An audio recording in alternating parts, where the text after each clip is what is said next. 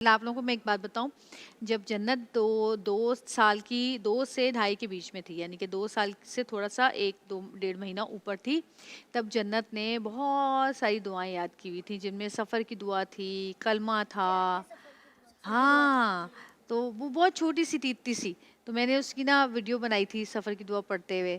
تو جب بچوں کو جب چھوٹی عمر سے آپ یاد دلاتے ہیں نا چیزیں اور یاد کراتے ہیں، جب وہ بولنا شروع کرتے ہیں تو جب وہ بڑے ہوتے ہیں نا تو ان کو وہ چیزیں یاد رہتی ہیں.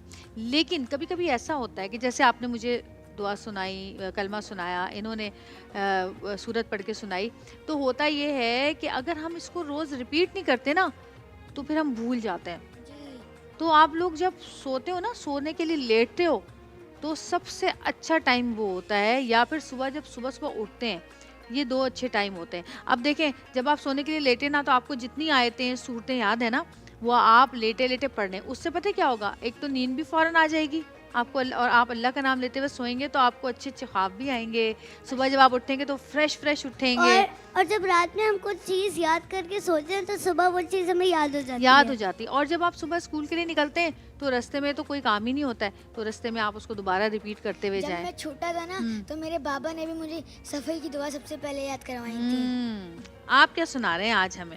میں آپ لوگوں کو ایک حدیث سناؤں گا، بہت اچھی حدیث ہے. اچھا، سنائیں.